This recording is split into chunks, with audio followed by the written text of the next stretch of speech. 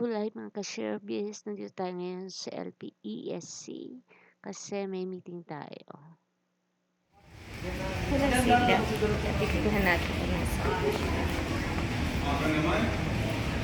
Yan, iniwan ko muna dito yung mga dala-dala kong donation ng batch 85 is para sa Brigada Eskwela. So meron kami mga decorative pots and mga school supplies, crayons, notebooks para sa mga bata. Ito na ako ngayon. Hinahanap ko lang sila kung nasaan sila dahil dito sila mapunta.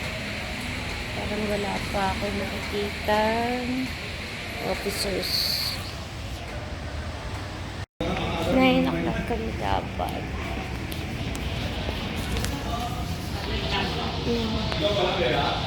Hindi sila dun eh. Activities ng school today, meron pa tao dun sa aming venue kaya nandito muna kami. Medyo i-take po muna tayo. Hintay pa rin natin yung ibang mga officers and batch representatives. Yung room na gagawin kasi namin na hindi patapos yung program. Hi! Ngayon ka lang sumulpot wala ka doon nakaraan. Pinagalitan.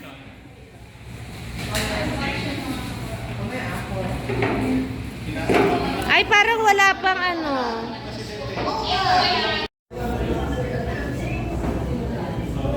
Ayan, mag-umpisa na po ang meeting.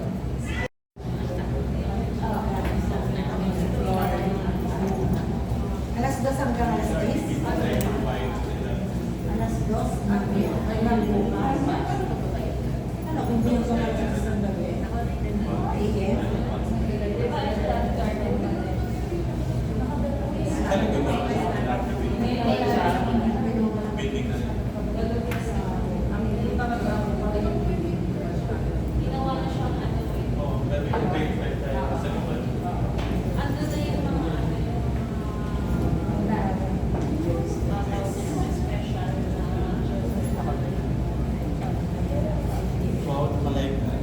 Hello, sorry I'm late. Chat kasi makikita yung chat, tatago ako kay Karin. Good ka na. Hello po. Touch right.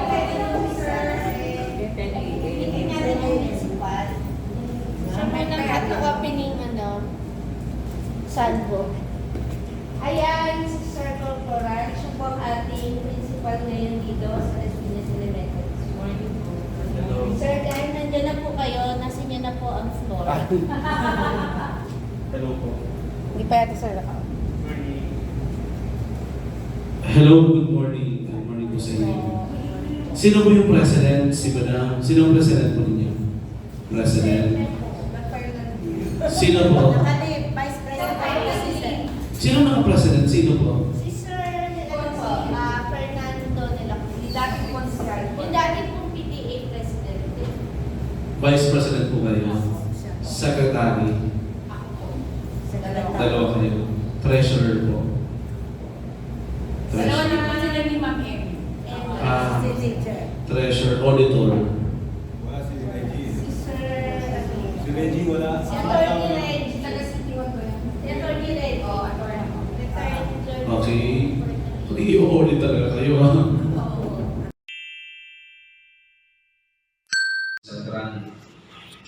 So, pagpasalamat po kayo kung kayo po ay nasa nasa alumni organization kasi ibig sabihin po nun, disiplino po kayo na pangalagaan ang pangalan ng sentral. Okay? So, inaasahan ko na talagang lalo pa kayong lalakas. So, paunti-unti nung una, meeting, ngayon dumarami na, marami na kayong organization. Pag kasi organized po, walang problema. Ang ano mo lang, hindi po ako makikialam when it comes to your internal. I will be your advisor kasi talaga namang sa principal, kapag ginamit ang pangalan ng paaralan, always the advisor is the principal. Kasi when it comes to, for example, ginamit nyo yung logo, nagamit nyo yung paaralan, at magkaroon ng legal offense o kung ano-ano pa, si school ngayon ang nasa likod. So kailangan kung magkaroon kayo ng mga ito lang ang ang aking payo. Huwag mo kayong gumawa ng mga moves lang kasi ang ating legal office dyan ay napakadelikado. Any moves na kung saan maapektuhan yung learners at yung reputation ng school, medyo delikado kasi medyo proactive po ang ating legal office. Kung baka kayong magiging model na ganito lang yan, anong pinagdaanan ninyo noong panahon? Bakit nagkakagulo ngayon? Bakit ngayon ay kanamakang bullying? Bakit ngayon ganito may mga pasaway na mga magulang na pasok dito, labas dyan, marami ng mga bata kung saan napupunta ng pariwala ng drugs. You will be the one who will speak for the school kasi ang reputasyon ng school ang inyo po papangalagaan. Nakuha ninyo ang bigat ng inyong trabaho, the reputation of the school kasi kayo dito nanggaling. Hawak-hawak. So, building harmonious relationship between the parents, teachers, and students. Bakit ho? Kasi sabihin niyo nung panahon, wala namang ganito na ganyan. Kung nakita niyo na may nagkakagulo, may sigalo, kayo po ay magiging mediator. Paaralan, nandun yung logo ng school at saka yung pangalan. Ngayon, nakarating sa office ko, kasi nga po, yung teacher ko ay hiningian kasi gagawin din doon. Ngayon, nangyari external. Kayo po ay nasa external stakeholders. Ano po ang kampanin ng Alumni Association? Kayo po ay isa sa may mabigat na dapat ibibigay sa ating pong school. Kayo po ang tagapagdaloy ng istorya, ng memory. Dapat nga ho, meron din kayong bulletin board doon po sa entrance. May bulletin board po kayo doon. Ano mga ninyo nung panahon ng kasalukuyan? Yung isang bulletin board po doon, saan nyo gusto? Sa loob o sa labas? Pakigawan niyo po yun ng bulletin. At ito po ay for the information of everyone. Nakalagay lang po doon kung ano ang all about sa alumni po ninyo. Ipaskil niyo yung inyong organizational structure, yung announcement po ninyo at kung ano pang ganap sa Las Piñas Elementary School Central Alumni Association. Okay po, bibigyan ko po ng pagkakataon na palakasin ang inyong alumni. Kasi nga dito po kayo humihigit na kumukuha ng lakas para ipagpatuloy. Ay, titigalain kasi kayo ng mga bata eh. Dapat makita nyo na sino ba ang mga graduate ng Central na makakatulong sa mga, di ba? Doon sa mga bata ito, sino ang kanilang titigalain? Siyempre yung kapwa na tapos dito. So, tingnan niyo po ang likuran. Yan pong memories po na yan sa likod. Yan pong memories na yan is nung mga panahon. Ako po ang nagpalagay yan dyan para at least makita, ay, ganito pa nakatanda ang Central. Hindi po ako na nahihiya na yung mga picture ay mga pinaglumaan. Kasi yun naman talaga ng panahon, di po ba? Kung may mga ganun po yung ganap, i-ano po ninyo, ipamahagi po ninyo ang history ng pinakamayamang history ng Central. Kasi ito nga po ay pilot school at ngayon po ay tinitingala pa rin. Dalawa na po kayong Central, Pamplona at saka ito pong Las Piñas. Pero ito po yung pinaka-pioneer. Okay? So ano po ang kampanin po ninyo? Nakapagdaloy po ng history. Pangalawa po, kayo rin po ay katulong ng school admin at saka ng ating parents association. Para po sa amin lang. Nawa ang aming mga project na pagmimitinan ay magkaroon po ng katuparan. Bigyan niyo po kami ng malawak na pag-iisip at mapagmahal ng mga puso para po sana yung mga project namin ay matupad ng walang balakid ba? Ano po? Hinihiling po namin ito sa iyo sa pangalan ng Panginoon. Amen. Ayan. Ano po, maglagay po ng photo po sa waiting. Tapos, kahit 20 pesos na lang po. So may ano na siya. Tapos yung iba pa po namin suggestion is para po mas entertaining. Kasi po yung sa foundation day po sa school ko, kasi hindi naman po all the time nakafocus yung mga alumni sa program. So after program po, pwede rin po tayo maglagay ng mga booth po. Tapos pwede rin, kasi po sa school namin, parang yung iba po parang yung mga alumni po parang nagtinda po sila doon ng like anything, pwede rin pong food, pwede rin po yung mga DIY nila. And then yung mga arts po, tapos parang may percentage po na makukuha po doon yung school para po makakatulong. Para po mas maganda. Ginagawa naman natin yan. Actually, ginagawa namin yan, tapos para meron is may minimal, fee. Halimbawa, Mask, t-shirt, prints, ano naman to, parang mga souvenir items. Mayroong booth for souvenir items. Oo, mask. Hindi, project na ng alumni natin yung memorabilia. Yung mga hindi. Lagyan natin ng booth ng alumni, ang magiging product, souvenir item. Okay. So may booth ng alumni booth.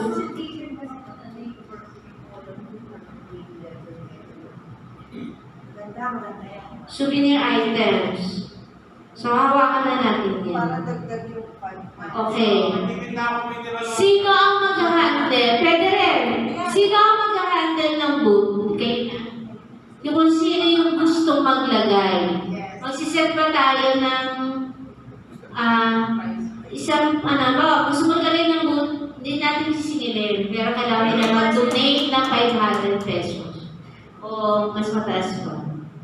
O mas 500. 50% na lang. Hindi dapat may 500. percentage na lang. Percentage ng sale. So, yun. Pwede ka mo. Oo, masarap. Pwede mga chicharon. Yun nga, mag-limit lang tayo. Pag naset na natin, pwede. Mga ilan ka siya? Hello. Pwede ba magtanong? Hindi, magsiset tayo ng standard size. Kasi baka mamaya, dalhin nila yung malalaking tent. Alam mo yun? Buti kung kiosk size yung dadalhin nila. Eh, pag hindi nila nila tent, hindi naubos na agad. Pwede ako magsimpan yan. Hindi, pwede ba nanghiram na tayo ng tent, tapos sa isang tent, dalawa yung dalawa yung nakapwesto. Kunin na lang natin yung doon, yung waiting shed doon. Okay, hindi mo maano yun. Hindi meron kasi ibang parang sarili silang Yung kiosk size. Oo, meron silang pwesto.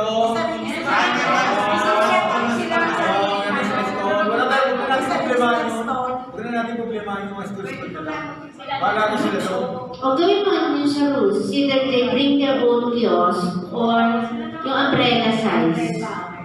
Table size. Pwede ba Sila din ang mag-provide yun yung hinatay mo. Lalagay mo sa para less probable. Sila katanungan sa ating grupo. Pwede ba raw magdala ng iinumin? Yes, ala. Ay, ala. Tinatanong nga yun eh.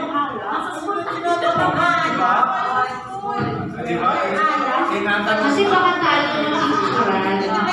Ang problema niya, baka ma-picturean na yung activity supposed to be wholesome, tapos may alcohol. Ito lang. Ang forme naman yun sa mga tao eh. Di ba? Ito nga, sandali.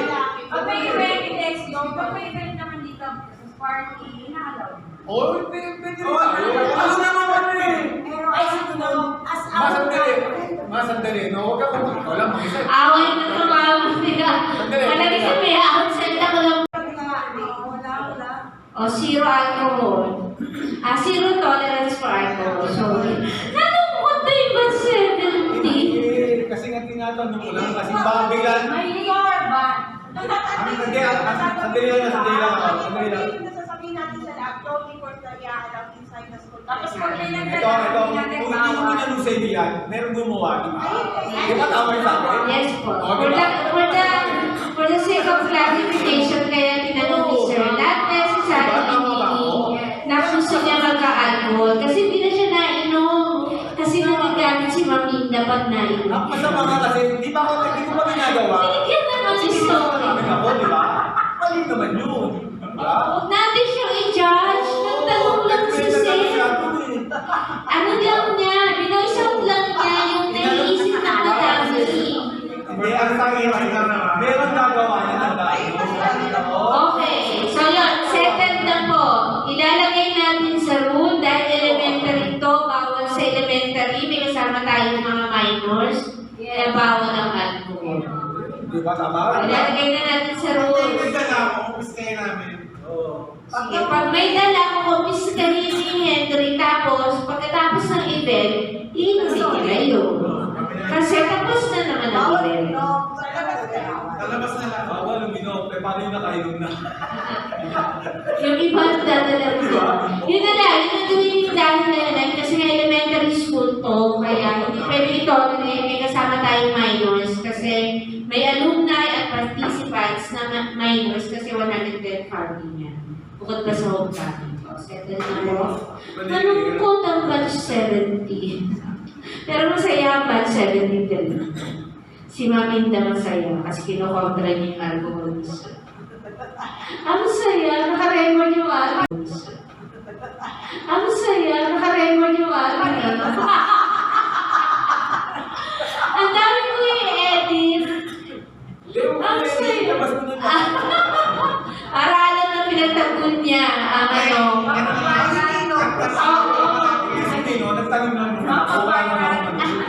Magbabayad na palagay ko. Ito na yung ano ko, ang pinaka-viral kong video. Okay. Ayan, settle lang nalagay sa rule natin o alcohol allowed. Maggulaman na lang tayo sa maggulaman. Water ako, water. Yung water dyan, nawa na. Di ba natin pwede muli ng nawasan? Di ba may patubig sila pag may event? Huwag na. Hindi kami kikita nun. Tubig na tayo nabenta niya. Oo nga. Kailangan na kasi mindset. Oo. Kasi sa amin, di ba na... Ikaw na lang ang sa sawa. I-spray na lang. Yan tayo eh. Oo, ano pa ba kailangan niya? Ano pa? Ano ba hindi na mabutir, di ba? Ano pa? Hindi natin na ano mo. So, yung team natin, di ba nabubuo? Ma'am, ano mo na, katulungin mo na yung mga teachers dyan. Kayo na mag-isip. Kayo na mag-isip, nagkakapuntak ng teachers. Sa team. Sa team. Kasi tingnan mo, wala tayong mag-isip. Ano pa? Ano pong bahagi ng ating ano? Sa t-shirt. T-shirt. Ang dali, ma'am. Sa t-shirt, may collar ba o ano na yung collar na? Round neck. Round neck or V-neck, wala collar. O, bahala na sila. Basta ako anong kulay mo magkasulat, isang kulay. Oo, basta yung kulay, kahit anong kulay, sa puti. Gusto mag-stickers na. Hoy, nasunod naman yung kulay. Tingnan niyo yung foundation day, puro lang nakaputi. Ko na. Puto muna. May biskuit po. Puto may muna daw biskuit. tayo, wag daw tayo dumiretso sa ano, Kasi pansit. mga gutom tayo eh. May ganun pala. May ganun. Magputo muna kayo tapos saka tayo pansin. Correct. Nga magputo ka. Puto daw muna. Ang sarap. Gutom na nga tayo. Nasarap na sarap ako sa puto eh. O ano tayo ngayon Chinese. Kaya dito tayo ka. Walang nakito doon. Blood, thank you sa pagsama sa akin. Thank you sa pagsama sa meeting namin. So, see you on October 18. Kasi yung ating alumni homecoming, 110th anniversary ng LPA, ESC. See you! Uwi na nga tayo. Hindi na natin yung ating vibes. So, dito tayo mag-aabang. Para malapit na. Lakas ang ulan. Kaya medyo matagal ang ating ride. Okay, thank you so much po. Sir.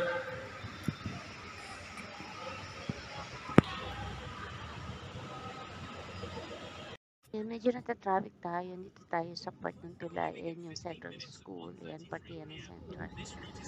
At yung papuntang C5 Extension ay medyo ma-traffic kasi dito. So sabi ko kanina, magkita-kita tayo ng October 18 na. Pero bago yun, may mga series of meetings pa tayo para mabuo yung mga particulars ng alumni. So para sa mga officers and batch representatives, see you on first Saturday of July. And salamat po sa lahat ng mga nanonood, sa pag-subscribe, sa pag-like, share, and comment. Thank you.